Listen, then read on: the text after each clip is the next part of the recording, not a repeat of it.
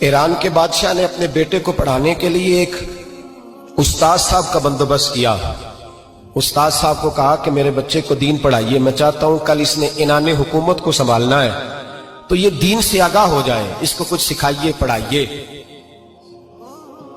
بہت نیک بزرگ بڑے درویش عالم پڑھانے لگے، اسباق مکمل ہو گئے، دین کے اسباق قرآن مجید پڑھایا، احادیث طیبہ کا درس دیا، اصول فقہ سے روشناس کرایا۔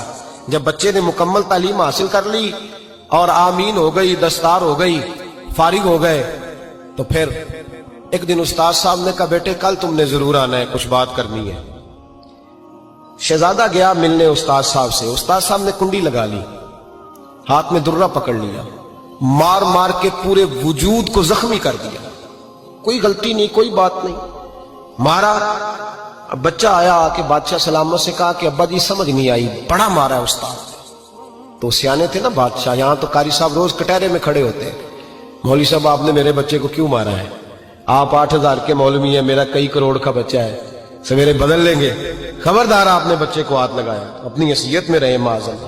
جو قومیں استادوں کو کٹہروں میں کھڑا کرتی ہیں وہ ترقی نہیں کر پاتی، جو استادوں کو کٹہروں میں روز کھڑا کرتے ہیں۔ کہا ابا جی بڑا مارا ہے، تو والد بڑے سمجھدار تھے، کہنے لگے بیٹا استاد باپ ہوتا ہے، وہ زیادتی نہیں کرتا، کوئی بات ہوگی میں تیرے استاد کو کٹہرے میں نہیں بلاؤں گا۔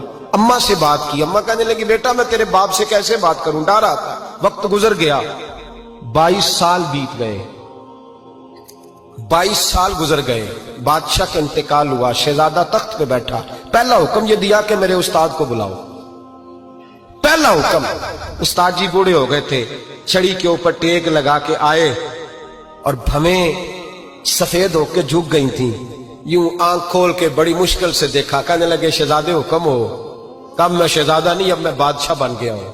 استاد جی 22 سال بیت گئے، آپ نے مارا تھا، پر وہ درد چونکہ زیادتی کی تھی، میرا قصور کوئی نہیں تھا، تو نہ میری روح سے درد گیا ہے نہ میرے جسم سے گیا ہے، میں بے اختیار تھا، پوچھ نہیں سکتا تھا، آج با اختیار ہوا ہوں۔ سب سے پہلے پہلا حکم آپ کو دیا، بلایا ہے، بتائے کیوں مارا تھا، کیوں مجھے مارا تھا، میری زیادتی بتائے۔